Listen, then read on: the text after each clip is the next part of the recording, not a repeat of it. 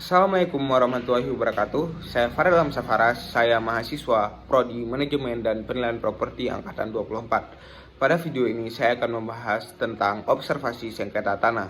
Tanah sebagai aset yang berharga seringkali menjadi sumber konflik. Sengketa tanah bisa terjadi di mana saja, bisa jadi terjadi di lingkungan kita sendiri. Lantas, apa penyebabnya dan bagaimana solusinya? Mari kita bahas di video ini. Sengketa tanah terjadi karena beberapa faktor. Apa saja sih faktornya? Yang pertama yaitu ada tumpang tindih sertifikat. Hal ini terjadi karena ada yang ketidaksesuaian dokumen kepemilikan. Yang kedua yaitu ada tanah warisan.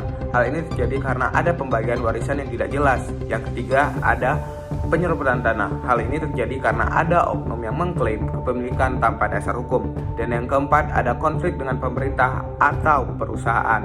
Hal ini terjadi karena ada pembebasan lahan yang kesepakatannya tidak adil. Sengketa tanah tidak hanya berdampak pada individu, tetapi juga berdampak pada sosial dan perekonomian masyarakat. Konflik yang berkepanjangan dapat menghambat pembangunan dan kesejahteraan sosial. Beberapa dampak yang diakibatkan oleh sengketa tanah yaitu kerugian finansial, gangguan sosial, penghambatan pembangunan, serta ketidakpastian hukum. Lalu, bagaimana cara menyelesaikan sengketa tanah? Hal yang bisa ditempuh yaitu yang pertama mediasi, yaitu mencapai kesepakatan dengan musyawarah melalui mediator netral agar tidak berujung ke pengadilan. Yang kedua yaitu pendaftaran tanah yang jelas, menghindari tumpang tindih kepemilikan dengan melakukan pengakuran dan pencatatan tanah di Badan Pertahanan Nasional atau BPN. Yang ketiga yaitu menempuh jalur hukum, yaitu jika tidak bisa diselesaikan dengan cara yang damai, maka kita harus melakukan penggugatan. Yang keempat yaitu sertifikasi dan legalitas, yaitu memastikan dokumen kepemilikan tanah sah dan sesuai dengan peraturan pemerintah. Lalu yang kelima, pendidikan hukum pertahanan, yaitu masyarakat perlu diedukasi tentang pentingnya kepemilikan yang sah dan cara mengurus administrasi pertahanan dengan benar.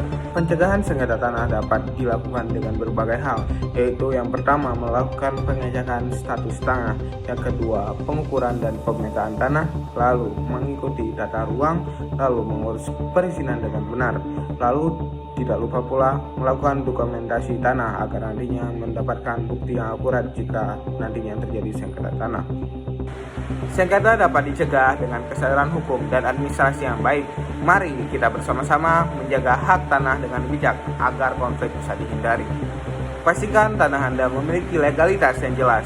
Jika terjadi sengketa, selesaikan dengan cara yang damai dan adil. Jangan biarkan konflik merugikan masa depan kita. Sekian dari saya, terima kasih. Assalamualaikum warahmatullahi wabarakatuh.